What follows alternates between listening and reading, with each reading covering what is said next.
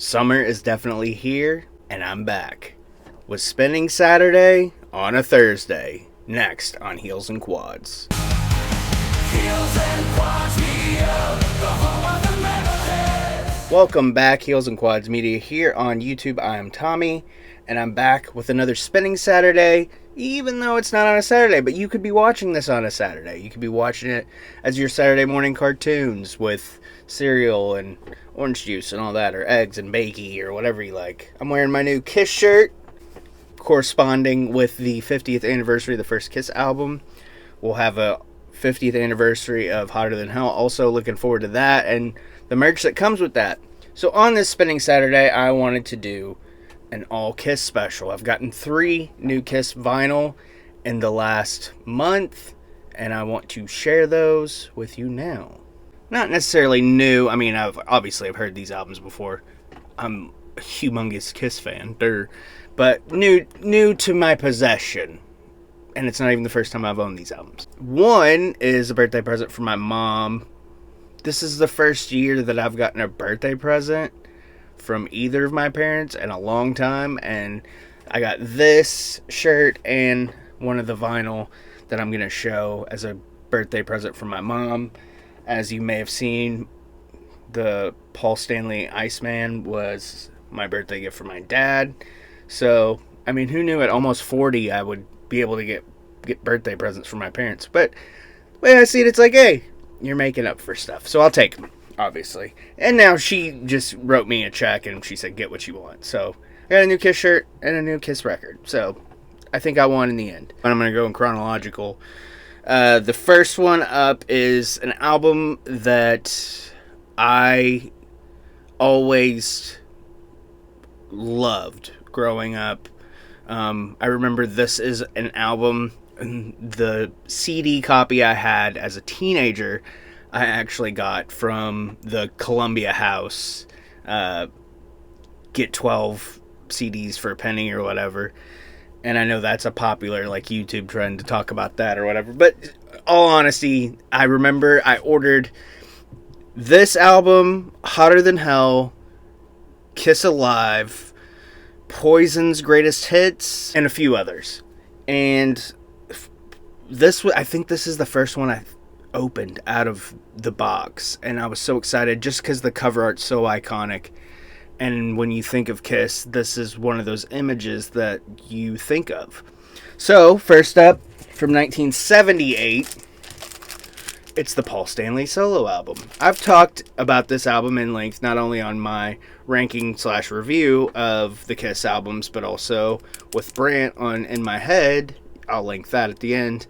You can go check that out. We did a kind of like how you would fix this album. And now, nothing wrong with this album. I love this record. It's probably one of my favorite Kiss records because this sounds the most like a Kiss record. And Ace Frehley's solo album is probably the best. I think we can all agree with that. But this was the closest thing to an actual Kiss album out of the 4.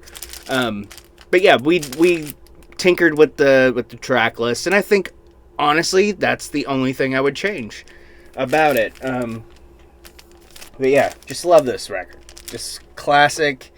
All 4 of them. It didn't come with the poster or the merch form. I thought the one that I ordered on eBay was the one that I saw with the merch form, but it wasn't. That's not what I got. And I looked back and it wasn't the one with the merch form, so my bad. For $17, I'll take it. This is the first album of Kiss, sans makeup. So, not only have I don't think I've ever owned this on any format, CD, cassette. I've had a burnt copy of the full album, but I don't think I've ever owned the actual album. I might have got it towards the end of CD collecting, but that's it. And even then, if I would have got it, it would have been, like I said, towards the end of CD collecting for me, and probably would have listened to it the day I got it, and that was probably it. But next up, 1983, Lick It Up, featuring the ever so lovely Vinnie Vincent with his violet colored vest, his little sweater vest. Very lovely. I always think it's weird to see Gene without makeup with his tongue sticking out. I don't know. It just feels like that's just strange to me. I don't know. What are your thoughts? Let me know what you think about Gene without makeup, sticking his tongue out. And while you're commenting, subscribe, like this video, share it around, tell your friends, tell your enemies, all that stuff. And then last but not least, this is what I got today in my first ever purchase from Kiss Online. The Kiss Online's been around since, what, 98? I've never ordered anything from the Kiss website. And I've been a Kiss fan forever, which is strange. But I don't know, I always found even back then, like, their prices were just ridiculous. And even when they were on clearance, I'm like, I don't know why.